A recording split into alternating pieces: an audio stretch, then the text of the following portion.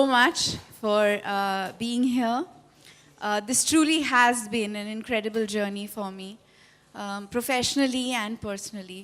I think very, very rarely in life does one get the opportunity, such a rare opportunity, to combine personal passions, personal love into a real professional experience. And I would keep saying every day that, this is unbelievable. I can't believe I'm getting paid to do this job. Because this doesn't feel like work at all. It just felt like such a gift to be able to travel the course of this lifeline. And like I've said, when Shrikant, who just spoke, the very, very timid human being, where is he? He's at the back. Did you hear him? Did any of you hear what he said? I want to know. So this very mild-natured, warm individual came to my office a little over 6 months ago, and he said, we're very keen for you to take people through this narrative, this journey. And when I saw the concept, I was blown away, and I said, oh my God, this is exactly what I've been waiting for. Because I think the beautiful thing about television is that it actually gives the audience the opportunity to see the real person. As film personalities, we get to play many parts, but I think this was this great chance to just be me and go through this incredible journey, being myself, and of course doing all the things that I love to do. So I looked at Shrikant and I said, you've come to me with just the thing that I've been waiting for. This is after saying no to a lot of reality shows and the typical formats that television usually approaches actors with. And I'm really, really, really proud of this experience and this show, and I can't wait for the 1st of May, and I can't wait for all of you to become a part of this journey and witness the Ganga like we have, meet all the incredible people who we met along the way. But more than anything else, I just want you to feel envy, and I want you to make your own journey, find your own roadmap that you want to discover, because the beauty of slow travel is that it gives you an experience for what one should truly be: intimate, personal, warm, and enriching.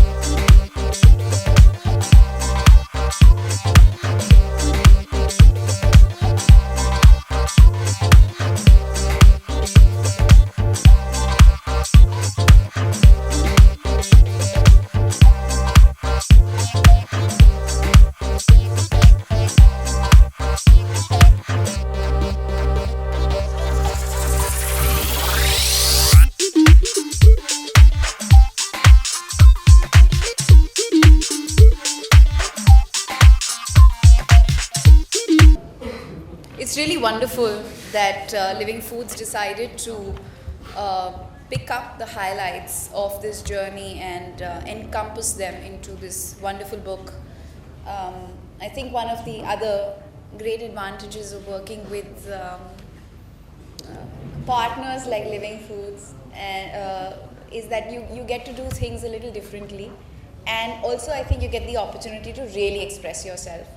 So the foreword is goes this way: O Devi Bhagavati Ganga, the goddess of Devas, you liberate the three worlds with the merciful waves of your liquid form.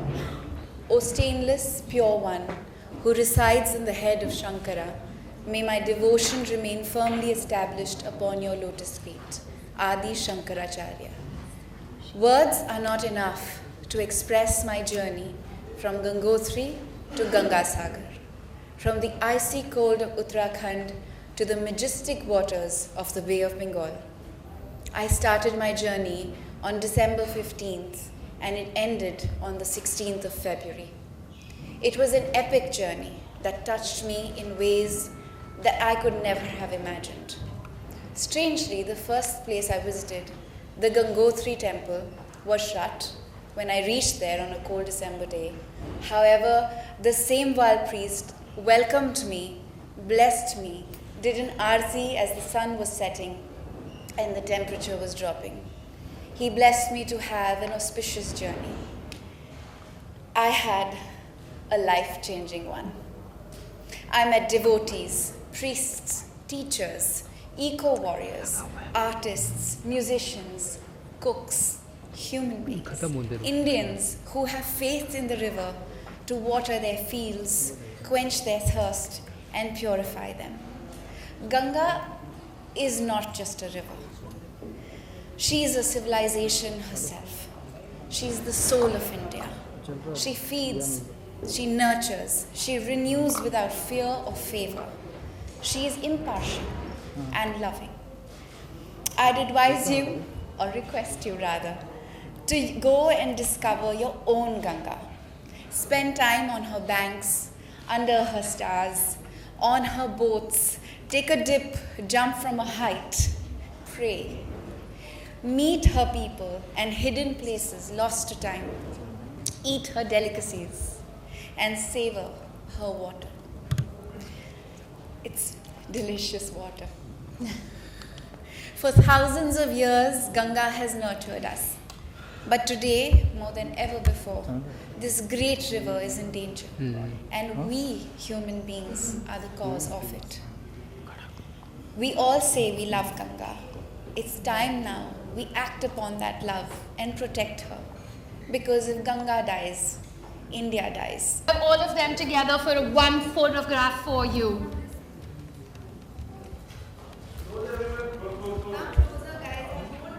They're getting scared of you, Diya.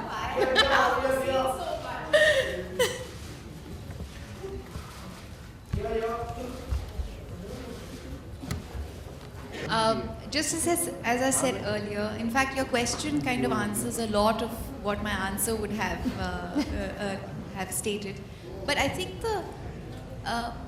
what television gives you the opportunity to do is to present yourself as who you are, and especially a format like this. A show like this, unlike many others, gives you the opportunity to really reveal the real you. And what was most exciting was that this journey was one that encompassed many of the personal passions I have and things that I wanted to do and explore and experience in life. And जैसे कि आपने कहा कि इस नदी की सभ्यता में गंगा जमनी सभ्यता है, लेकिन इसके अलावा भी बहुत कुछ है. But the fact is that there are many confluences that occur naturally with the river along its course. But alongside that, it is also a reflection of integration and a confluence of civilizations, human beings. We've had so many invaders who've kind of come and lived and yes, at one time invaded the civilizations on the bank of the river. But how did they evolve from there, and how so many aspects and elements that the Turks, the Mongols, the Mughals, the British, the Portuguese, the Afghans, the people from so many different parts of the world brought to the people that lived on the banks of that river. And that is what it reflects in the music, in the craft, in the handicraft, in the songs, in the clothing, in the textile, in the food. There are many, many magical things to discover. And in fact, that is so true, because all it takes for you to strike a conversation, even if it is a complete stranger, and you discover there's a story there. They're coming from somewhere. उन्होंने कुछ किया है अपनी life के साथ. और ये जो conversation मेरे लिए थी, मतलब for me personally also, just so motivating and inspiring, क्योंकि जब आप सिटी में रहते हो, शहर में रहते हो, एक अर्बन लाइफ में रहते हो, तो I think you kind of live in bubbles. आपका घर आपका बबल होता है, आपका ऑफिस या वर्क स्पेस आपका बबल होता है, आपकी गाड़ी या जो लोकल मोड ऑफ ट्रांसपोर्ट है, that's your bubble.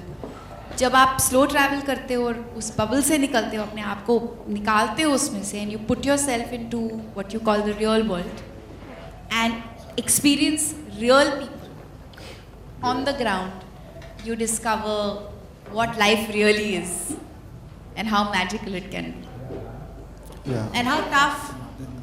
Yeah, Diya, one more question from me. If we compare you with River Ganga, what's the similarity between you and Ganga? Why don't you tell me? Huh? Why don't you tell me? I think I would like to believe that as a human being, I care most for life. I respect life. I give a lot of love freely without expecting any in return. And I don't judge too easily. So I think those are probably a few of the qualities we have in common. And I'm bubbly. And I'm full of life. And I'm willing to learn and embrace. I think I've always been a little spiritually inclined. I'm somebody who does yoga, I meditate. I have been meditating for years. But when you meditate on the banks of the Ganga in Rishikesh, and you practice new asanas, and you speak to people who are spiritually evolved, there are many things that I think there's a basic knowledge that all of us are born with. There's certain truths that we all come with an awareness with. And of course, life and its many constructs kind of beats that out of you.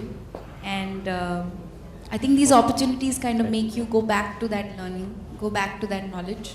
But the one beautiful thing that I repeatedly discovered through the great individuals that I met along the way was the emphasis they laid upon the noise in the head, taking away from the opportunity to be happy. And they would, a lot of the people I spoke to on the ground, when you see the show, you will discover, say that happiness can only exist when you do what you love. And I just felt so grateful, because I think in more ways than one, it was a very, very decisive moment in my life about 7 years ago when I said to myself, I will only do that what gives me joy. And I'm eternally grateful for the opportunities that have come, because it is really that joy that translates into everything that you do. Many along the way, because we went through many, many villages, hundreds. But one in particular? I was very enchanted by a village in Uttarakhand called Harsil. It's magnificent. I mean, it's absolutely beautiful. You can actually see the Himalayas, the mountain ranges, you're on it. There are these quaint little homes with greenery and flowers and beauty, and little children who look so adorable with their pink cheeks running around, and old people, wise old people sitting on wooden benches, sipping on their garam chai, doing their, what in Bengal we call adda, conversations. And it's just an environment that just makes you feel alive.